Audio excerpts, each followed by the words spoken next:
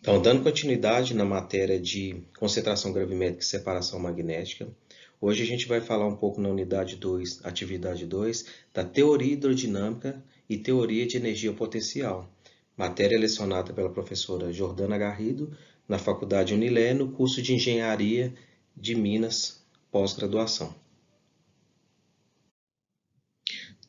Então, não tem como a gente falar sobre as duas teorias supracitadas sem falar um pouco sobre o processo de gigagem.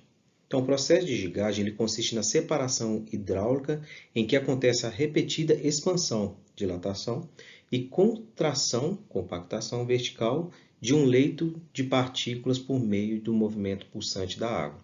Esse processo é tido normalmente como o método gravítico mais complexo em virtude das diversas variações hidrodinâmicas. A teoria da gigagem abrange duas abordagens, a hidrodinâmica, que é a clássica, e a teoria de energia potencial.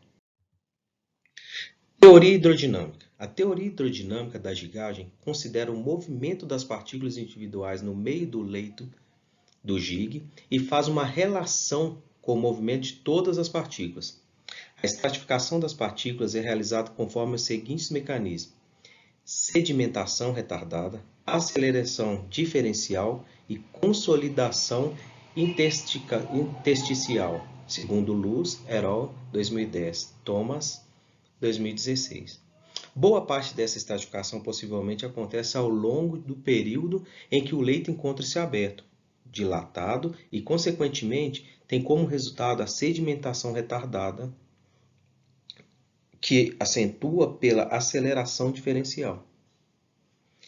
Por causa desses mecanismos, os grãos finos e leves sobem, enquanto os grossos e pesados seguem no fundo do leito.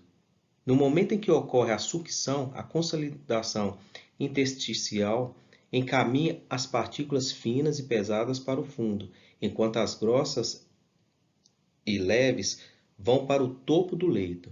Se houver um controle e um ajuste correto dos efeitos de impulsão e sucção, a estratificação será quase ideal, conforme a densidade dos materiais.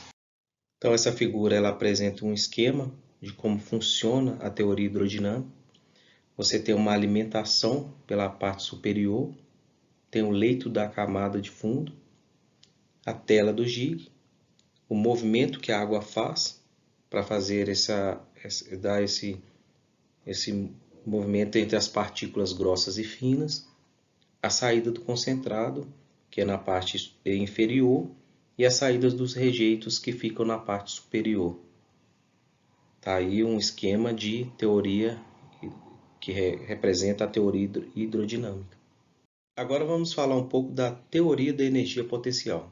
A teoria da energia potencial pode ser simplificada se for considerada uma mistura binária homogênea, constituída de partículas leves e partículas pesadas, como o peso G1 e G2, respectivamente. Essa mistura é dotada do centro de gravidade a uma altura equivalente à metade da altura do leito. A gente considera o H. Logo, a energia potencial da mistura homogênea é encontrada pela seguinte equação: E1 é igual a 0,5 vezes o G1 mais o G2 vezes a altura, que é o H.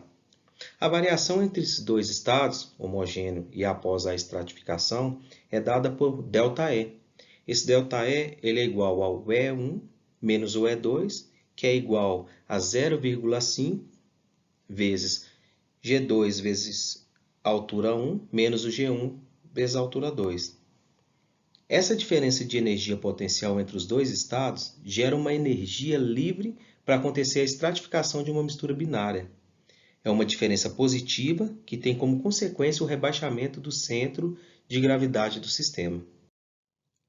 Então, pessoal, vamos falar um pouco sobre o Gig Denver.